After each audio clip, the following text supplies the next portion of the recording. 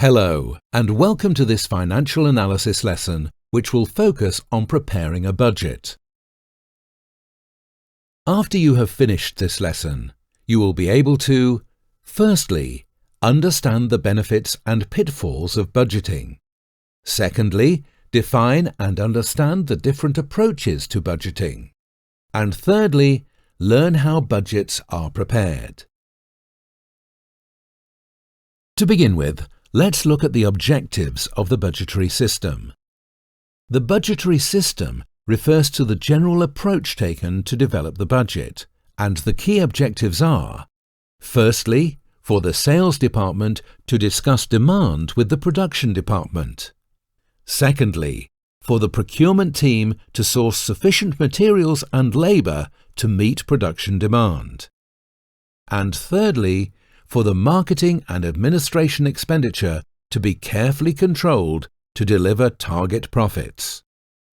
Once established, the budget expresses the organization's plan of action for the forthcoming period in a clear, numerical way.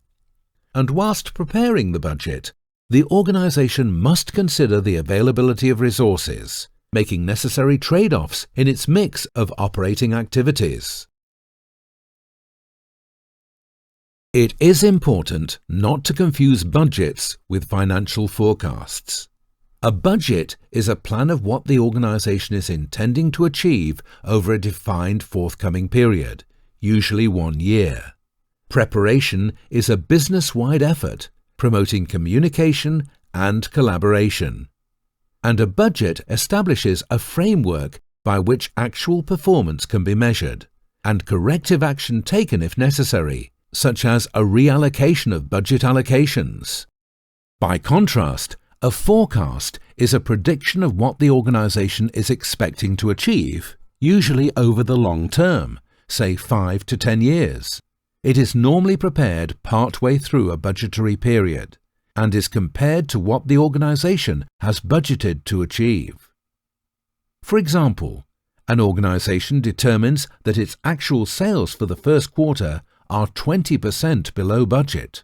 Preparing a forecast helps to predict whether it is on course to achieve its year-end budgeted sales target. Developing a budget can pose some difficulties to organizations. From a behavioral perspective, budgets encourage a short-term outlook.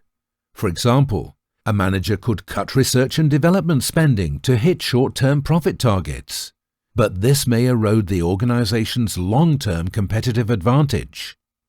And rewards based on achieving budget targets can encourage dysfunctional behavior, meaning managers only focus on the things that can be measured and are relevant to them, potentially ignoring the targets of other managers. Remedies here include tying rewards to the organization's long-term profits, and giving budget holders some flexibility to deviate from their budget if they see an opportunity to create greater value. Budget assumptions can also quickly become out of date, particularly in fast-moving sectors like technology and consumer goods, and are not normally updated throughout the financial year. A remedy here would be to conduct regular rolling revisions to the budget, perhaps every 3 months, to ensure the budget is still current and to give managers a chance to review their assumptions.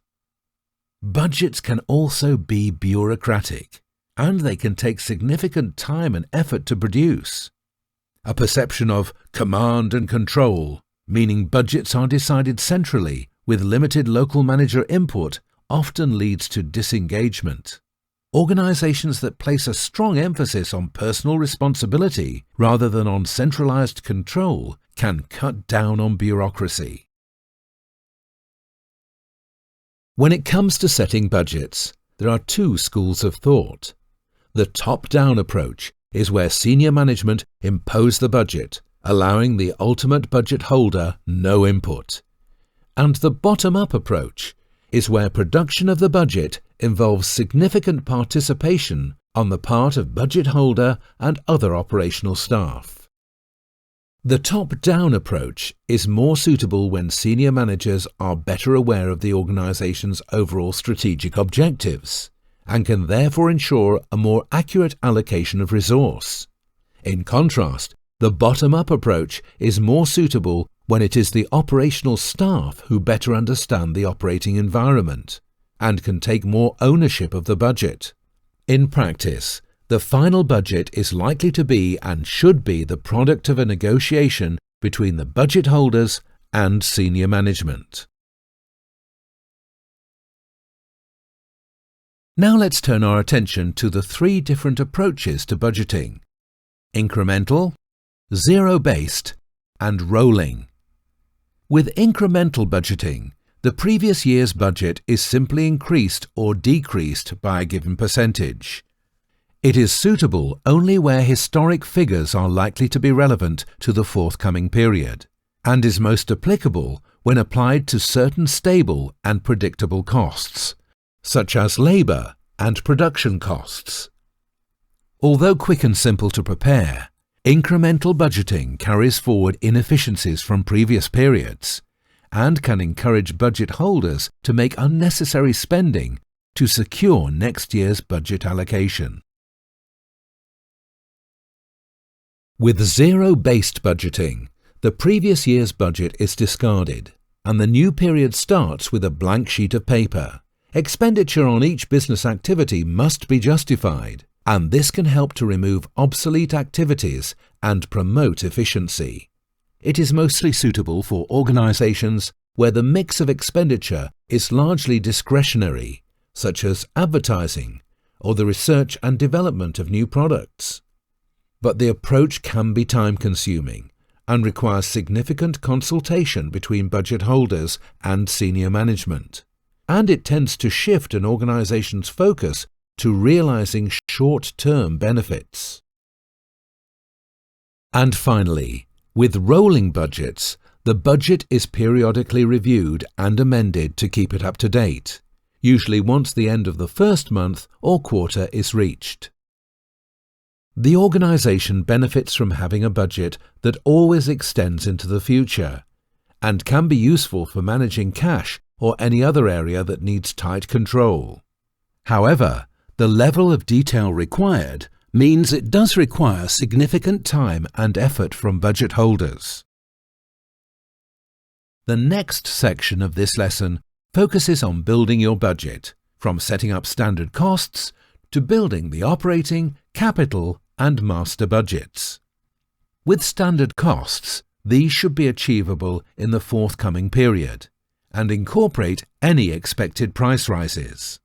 Costs should be classified as either direct costs, such as materials and labour, or overheads, such as electricity, and the expected cost per unit produced should be set out in a standard cost card, an example of which is shown on the next slide. Budgets should then be assembled from the standard costs per unit, gathering together all costs on materials, labour, and overheads. The slide shows an example of a standard cost card. These are predetermined estimated direct costs and overheads for a given unit of product, forming the basic components of a budget. Note that since overheads are not directly traceable to an individual unit, an estimate must be calculated. This is known as the overhead absorption rate, which basically means you spread the overhead costs over the number of units produced. The second step in building your budget relates to the operating budget. The operating budgets are usually prepared quarterly and include budgets for sales income and expenditure, including labour, overheads, materials usage, and materials purchase. Once the sales demand has been established, it is possible to calculate the required level of production for the forthcoming period, which will dictate the required volume of production resources. Where demand for production resources, such as materials and labour, is greater than supply, then they act as a limiting factor, which restricts production and therefore sales. The budgeted production volumes are multiplied by the standard costs to complete the budgets. Let's break down this process in more detail. The flowchart you can see in the slide outlines the operating budget process in more detail. Once an organization has established the standard costs of producing a unit, it will consider the unit selling price, from which it can develop its sales budget. Selling prices will be determined with reference to many factors, such as a customer's willingness to pay, competition, and historical trends. However, an organization may initially refer to a desired markup on costs, or to a desired profit margin on the selling price, as a basis for its pricing model. Once the sales budget has been established, the required level of production can then be calculated. The slide shows an example of how to budget for production. Please review this, as there will be an exercise on budget preparation later in the lesson. Once the required level of production has been calculated, this will dictate the required volume of production resources needed. This means the labour, overheads and materials needed to produce the number of units required. Note that when it comes to materials, an organisation is unlikely to wish to produce all materials at the beginning of the period. Rather, it is likely to be phased throughout the period. If the organisation has insufficient resources to meet demand, it will normally take corrective action, such as paying staff overtime or hiring temporary workers. The last step to complete each operating budget is to multiply the standard costs with the budgeted volumes to arrive at a quantified plan of action for the forthcoming period. The third step in building your budget relates to the capital budget. Capital refers to the investment required to expand the organisation, such as with a new factory, aeroplane or machinery. The capital budget will usually cover a period of 3 to 5 years, but will be divided into periods consistent with the operating budgets.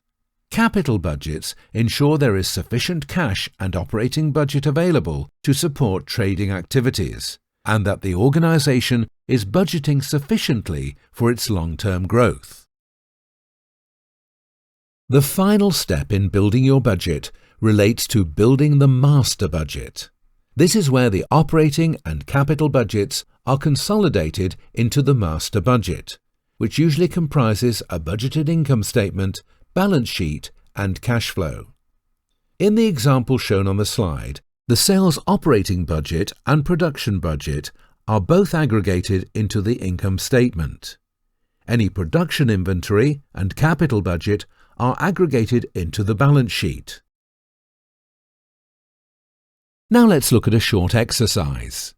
Please read the case study as shown on the slide and prepare a production budget, showing the units and values for a quarter. The answer is on the next slide.